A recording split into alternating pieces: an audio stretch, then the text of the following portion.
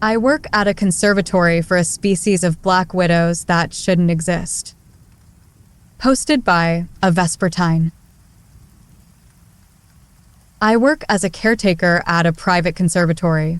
Actually, secret might be a better word to describe it, since you'll never find any public information on it. It doesn't even have an official name, though my boss likes to call it the Silken Solarium or the Widowmaker when he wants to make a pun. Visits are by invitation only, and I haven't the slightest idea if these guests are actually being charged some exorbitant fee to help maintain the place, or if my employer simply enjoys showing off his collection of exotic specimens now and then. The conservatory itself is a Gothic masterpiece of tinted glass, wrought iron, and dark purple bricks, with an equally ornate ivy-covered brick wall around the perimeter.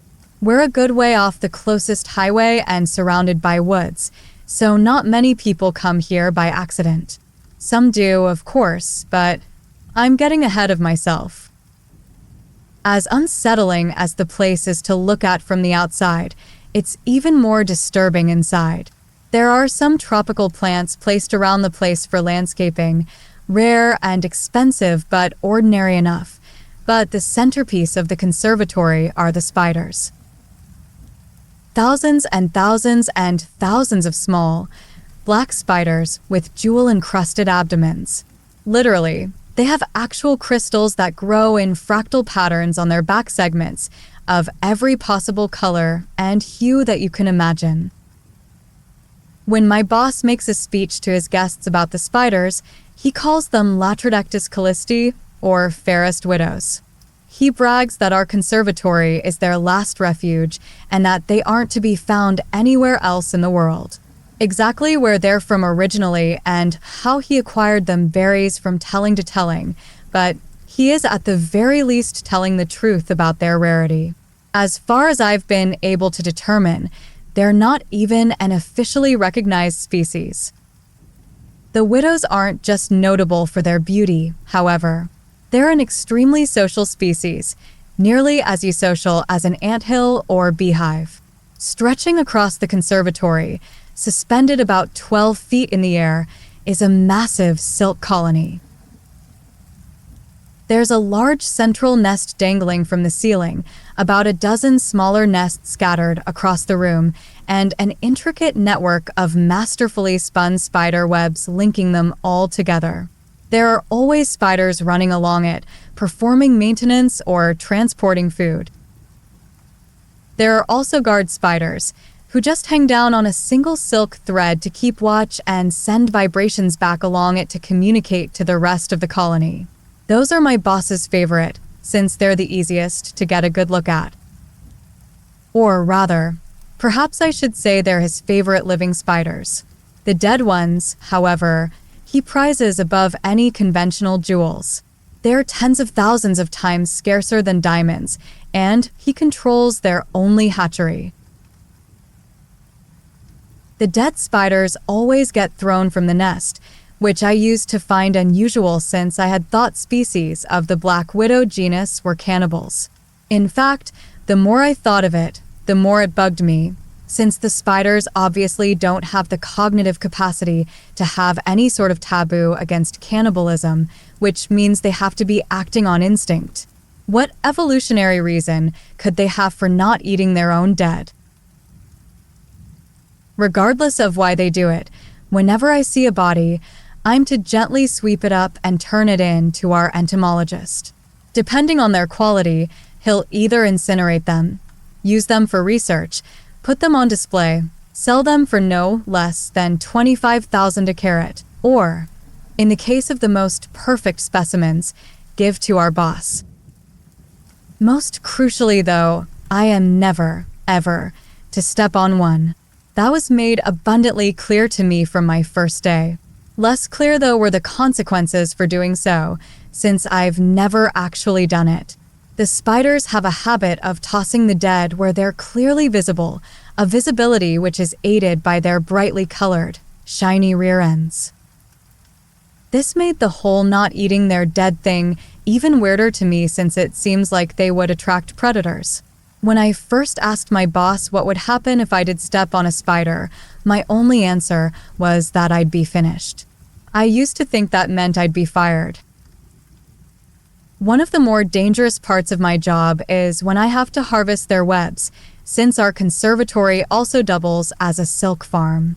It's nowhere near as valuable as the spiders themselves, but my boss takes great pride in our facility being the only source of naturally farmed spider silk in the world. On one occasion, when I think he was partially drunk, he went on an odd tirade about how those goats that have been genetically modified to produce spider silk proteins in their milk were abominations. Collecting the silk is pretty much like collecting honey. I even wear a modified beekeeper suit and use a smoke spray to incapacitate them. The only difference is I'm standing on a 10-foot ladder, and I have to be very selective about how much web I take and from where. The spiders don't mind too much if I take a small amount from a non-crucial section of the colony, but if they decide I'm threatening the integrity of the colony itself, they'll swarm, and with enough bites their venom will cause fatal paralysis. My suit offers a little protection, but it's not airtight. The only real way to keep myself safe is to be mindful of what I'm doing and how the spiders are reacting to it. That's why I usually like to feed them first, so that they're distracted. A couple of times a week, I release a gallon of live ladybugs into the enclosure. They're fairly accessible since organic farmers use them for pest control, and my boss likes them since he doesn't consider them icky, enough to throw off the conservatory's aesthetic. My job isn't without its risks, but those can be mitigated easily enough with some planning and vigilance, and I'm well compensated for my trouble. The only part of my job that I truly hate, that makes me think about resigning every time it happens, is what happens when we get an uninvited guest. It was winter, January, I think, the first time. It was already dark out, but no later than 6 p.m. The weather outside was nasty, and I was contemplating whether or not to risk driving home or stay overnight when I heard an urgent, desperate banging at the front door. I immediately raced to the front foyer, and there on the other side of the glass was a blonde woman in a red coat and dark gray scarf, already half buried in the snow. Tapping my security card to the reader, I pushed open the door just enough to let her in before letting it close and automatically lock. Come in, come in, come in. I ushered quickly. What in God's name are you doing out on foot on a night like this? Oh, thank you. Thank you. She gasped as she shook the snow off herself. My car skidded off the fucking road and crashed into a ditch. I can't get it out. That's still no excuse to be wandering around in this weather. You should have stayed with your vehicle, I chastised. At least then you would have been warm. Well, I couldn't call anyone because I must have forgotten my phone since it's not in my purse, and my tank was nearly empty, so I didn't think my vehicle would be able to keep me warm all night, she explained. That old road is deserted at the best of times, and I figured the odds of someone else coming along before I froze to death were worse than me reaching a farmhouse or something. She took off her gloves and began blowing air into her hands, then rapidly rubbing them together to warm them up. I diligently noted the wedding ring on her left hand, as I had been instructed to. I'm terribly sorry to have intruded like this, but may I use your phone, please? She asked me. I can make a call for you, but I can't let you use our phones directly, I said apologetically. What? She asked, unable to contain the tinge of annoyance with me despite being at my mercy. We're a conservatory for a critically endangered species of spider, so we have rather stringent security procedures, I explained. Only staff are allowed to use the phone lines. I can call a tow truck and any friends or family if you have a number for me. The woman sighed in resignation and took out a pen and scrap of paper from her pocket and jotted down a number. "That's my husband's cell, Alex Gifford. Tell him my car's stuck somewhere on Mordred Drive and I'm safe here for now," she said as she handed me the note. "I'm Carrie, by the way." "Holden," I nodded. "You can hang your coat up and get yourself warm. I'll make the phone calls and get you some coffee." "Cream and sugar, please." "Thank you." She smiled gratefully, which made my stomach roil since I knew damn well I wasn't going to call her husband. I left her there and headed for the administrative office, making sure to leave the door to the main exhibit open for her. After a couple of calls, albeit different calls than the ones I said I was going to make, I did head to the break room to make coffee and then went to rejoin Mrs. Gifford with a steaming cup in each hand. As expected, she had wandered into the exhibit hall. She was staring up in wonder at the intricate webwork, the delicate silken threads glistening like iridescent glass and gently swaying from the movement of its bedazzled architects scurrying to and fro along its narrow filaments. "What are they?" she asked, bewildered, keeping her head pointed up towards the colony as she walked along the cobblestone path, paying no attention to where her feet struck the ground. "There are rare species of black widows," I said, my eyes fixated on her feet, waiting for the inevitable. She approached one of the guard spiders, dangling just above her like a Christmas tree ornament, slowing spinning around to give her a complete view of itself. "And these crystals, they're a part of their bodies?" she asked, studying it intently, likely unaware that it was studying her as well. "They are. They make them with the minerals from their diet, sort of like how oysters make pearls," I humored her. "Spider-borne organic gemstones are highly sought after, as you can imagine, which is why they're endangered. As far as I know, they're actually extinct in the wild." "I've never even heard of such a thing," Carrie remarked, "and I never thought that spiders could be beautiful." The spider let out some more thread to get a little closer to her, and she began reaching out her hand to touch it. "I wouldn't do that, ma'am," I advised, despite knowing it wouldn't ultimately make a difference. "These are still widows, and they are venomous. Come join me over here, and we can admire them from a safe distance while we wait for your husband." "He's coming to get me? In this storm?" she asked, her incredulity distracting her from the novelty of the fairest widows. She turned around and began marching towards me. "You have to let me use the phone. I can't dash Crunch. Let him risk his life when I'm perfectly safe now." She didn't even hear it, that horrid, sickening, crunching noise when she stepped on the dead spider. I immediately glanced back at the guard spider that had been watching her and saw it thrumming its thread with its rear legs, the vibrations traveling all the way up it and throughout the colony. "What's with the face? Surely you won't get in that much trouble just for letting me use the phone," she argued, oblivious to the danger we were both in now. "I'm so sorry," I said softly, feeling a lump in my throat and tears in my eyes. I dropped the coffees and ran back to the exit, slamming it shut and sealing her in the exhibit hall. Within seconds, she had caught up and was banging on the glass doors. "What the hell are you doing?" she demanded. I just pointed behind her, shaking my head helplessly. She turned around and saw that the thousands of spiders were now emerging from their nests en masse and converging in on her location. "I presume you've seen a ball of spider babies at some point. Picture that, only the size of a basketball court." "Oh my God, let me in." I wish I could have. I really do.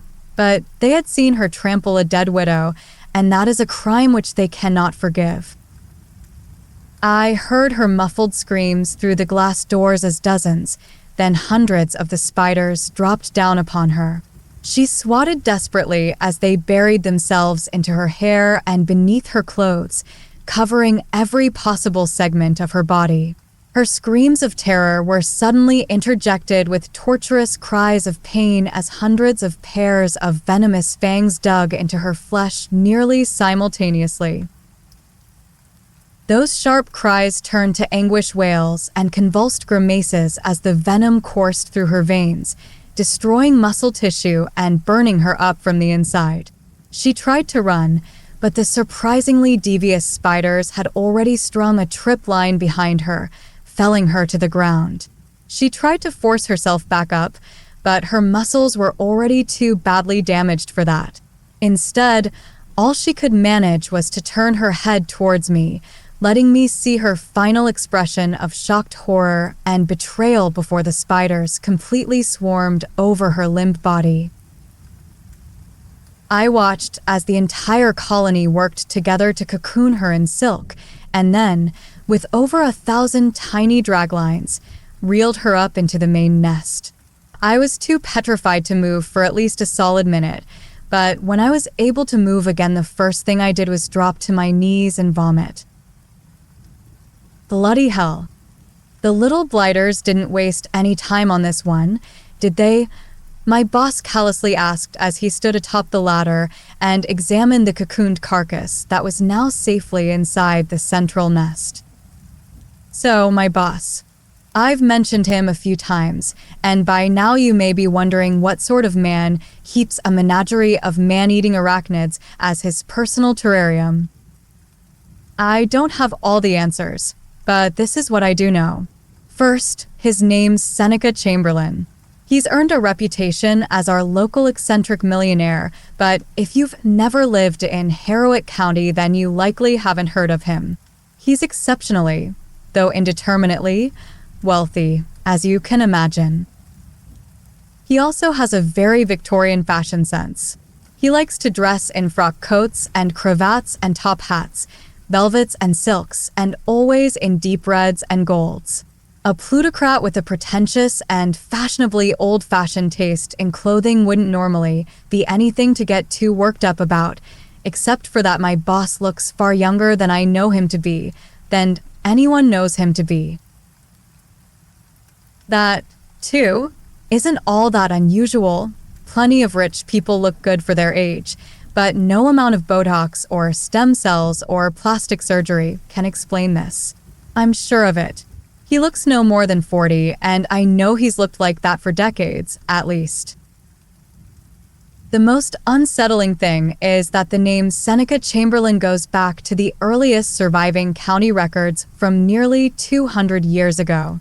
My boss, of course, claims he's merely a descendant of the original Chamberlain and that it was only poor record-keeping that failed to make that clear.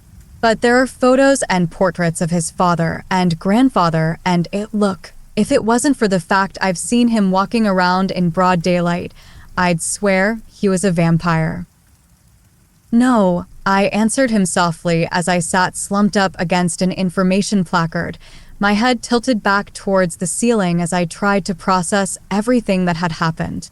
She stepped on a spider almost as soon as I called you.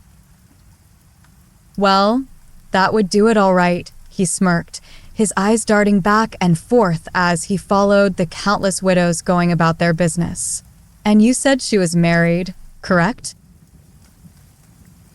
She was, I croaked, the stinging of tears starting to fill my eyes once again. To a man? He asked nonchalantly as he started climbing down the ladder. Yes. What does that matter? I asked irritably. It's just that it really tickles my fancy when this place becomes an actual widowmaker, he answered blithely, hopping to the ground. Still, widowers are a subtype of widow, now aren't they? Small victories then, Halden. Small victories. Come on now, stop moping. You did beautifully. And don't worry about any future problems with the law. That's all been taken care of. I turned my head to him then, wearing a poorly restrained glower of disgust and loathing. Sir, with all due respect, Is this just a game to you?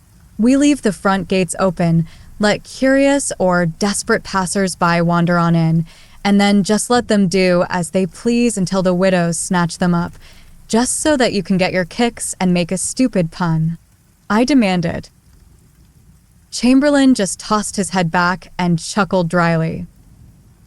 I have far too much invested in this enterprise to risk bringing it to the authorities' attention over mere frivolities, he assured me. No, I'm afraid that the occasional incident is quite essential to our operations. Why don't you climb up yourself and take a better look? That should make things a bit clearer. My stomach churned at the prospects at looking at Carrie's silk-encrusted, spider-covered corpse, but I had let her die. If there was actually a good reason for that, I wanted to know. I forced myself to my feet and trudged up the ladder to see what Chamberlain was going on about. I peered down into the nest and saw exactly what I had expected to see, a silk-encrusted, spider-covered corpse. But then I noticed that the spiders were behaving somewhat unusually. Instead of their usual meticulous, coordinated activity, they were climbing all over each other seemingly at random, their limbs intertwined, unfamiliar globules of material being ejected from their abdomens in a mass orgy of... Fuck. It is an orgy. They're breeding, I realized. That's right. They only breed when they come across a windfall of food, such as this. Very responsible of them, Chamberlain commended. Sacrifices such as these are necessary to ensure the survival of the colony. But why human sacrifices? Why not a pig or a cow or stray dogs? Why do we have to feed them people? I demanded. He scrunched his face as he considered his response.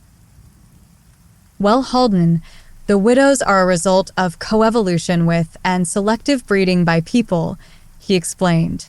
They evolved the gemstones to attract us, just as flowers evolved their blossoms to attract bees, and they offer us their dead in exchange for food and security. If someone or something steps on a dead spider, that's a threat to that arrangement. They kill them to ensure they don't destroy any more of their offerings and use their body to fuel the next generation of fairest widows to offset the damage. That still doesn't dash. I'm getting to that, he assured me. In addition to the gems and the silk, they produce a byproduct that's even more valuable. It's a sort of honeydew substance they use to nurse their young. It also happens to have unique biomedical properties that vary depending on the source of their meal. Feeding them cows and pigs and dogs would be all well and good if I was veterinarian, but as it stands, my clientele are of an exclusively human variety, and thus I need do made from exclusively human stock. I climbed down from the ladder, my outrage subsiding somewhat as what he said to me began to sink in. Unique biomedical properties? I asked curiously, examining his ageless face as closely as I dared. Precisely, he smirked knowingly, turning to take his leave. Once they finish the poor woman off, they'll package the dew in silk satchels and hang some of them out as an offering. I can trust you with their collection, yes? I hesitated briefly, trying to work up the courage to storm out on moral grounds and report him to the police. But I was already a willing accessory, and it wasn't like I didn't know this was going to happen when I took the job. And if I did try anything, there was no conceivable way that wouldn't end with me dead and Chamberlain getting off scot-free. Accepting the futility of resistance, I sighed heavily and nodded. Good man. Speak with the entomologist first. He'll walk you through the procedure, Chamberlain said as he headed for the exit. And I realize this goes without saying, but drop or steal even a single satchel of dew, and being devoured by the widows will be the least of your worries. The glass door snapped shut as he left me alone with my thoughts, the corpse of the woman I had helped murder, and the thousands of spiders turning it into eggs and immortal honeydew. I suppose my earlier suppositions about my boss hadn't been completely off.